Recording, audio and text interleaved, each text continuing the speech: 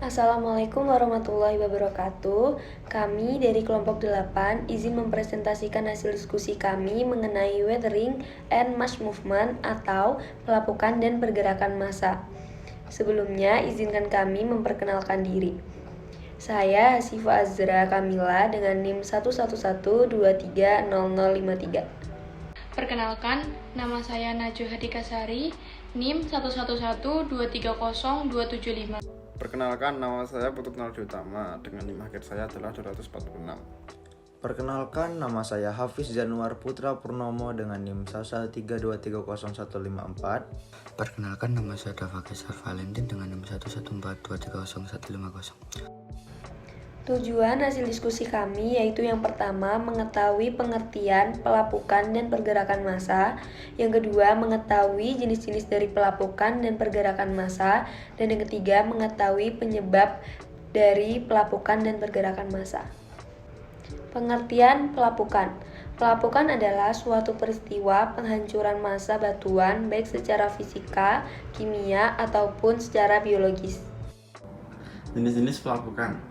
Yang pertama adalah pelapukan fisik. Contohnya, perubahan cuaca, siklus pembekuan dan pencairan air, tekanan hidrostatik, aktivitas gempa, bumi, dan lain-lain. Yang kedua adalah pelapukan kimia. Contohnya, tercampurnya batu oleh limbah pabrik yang mengandung bahan kimia, reaksi asam basa antara batuan dengan air hujan atau air tanah, oksidasi atau reduksi mineral-mineral dalam batuan, dan lain-lain. Pelapukan biologis, contohnya adalah tumbuhan lumut, akar pohon, atau jamur pada celah-celah batuan, aktivitas hewan penggali tanah seperti cacing atau rayap, dekomposisi bahan organik atau mikroorganisme, seperti bakteri atau fungsi, dan lain-lain. Pelapukan biologis mengakibatkan batuan hancur atau perubahan menjadi humus. Penyebab pelapukan, di sini ada gambarnya guys. Faktor-faktor yang mempengaruhi pelapukan adalah 1. Jenis-jenis dan sifat batuan. Batuan yang keras dan padat lebih tahan terhadap pelapukan daripada batuan yang lunak dan berpori. Yang kedua adalah iklim dan cuaca. Iklim dan cuaca menentukan faktor-faktor seperti suhu udara, kelembaban udara, curah hujan, angin, salinitas air laut, dan lain-lain. Yang ketiga adalah topografi dan relief. Topografi dan relief menentukan ketinggian permukaan bumi dari permukaan laut, kemiringan lereng, arah hadap lereng, dan lain-lain. Yang keempat adalah organisme hidup. Organisme hidup seperti tumbuhan, hewan, dan mikroorganisme dapat mempercepat dan memperlambat proses pelapukan. Pengertian mass movement adalah peristiwa perpindahan massa batuan, tanah, lumpur, atau material lain ke tempat yang lebih rendah karena pengaruh gravitasi atau gaya beratnya sendiri. Penyebab mass movement yaitu antara lain 1. Besar dan lamanya intensitas curah hujan, 2. Kondisi tanah, 3. Sifat batuan induk, 4. Kemiringan lereng, 5. Ada tidaknya vegetasi, dan bagaimana penggunaan lahan di wilayah tersebut. Untuk materi berikutnya adalah bentuk-bentuk mass movement. Yang pertama, aliran lambat atau slow flowage. Aliran ini biasa disebut soil creep.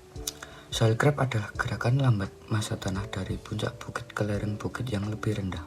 Proses terjadinya soil creep sangat lambat, bahkan tidak terasa dan terlihat langsung pada saat peristiwa tersebut terjadi. Untuk materi yang kedua yaitu aliran cepat atau rapid flowage. Rapid flowage adalah gerakan massa batuan dalam bentuk aliran yang relatif cepat dari puncak atau lereng atas menuju lembah.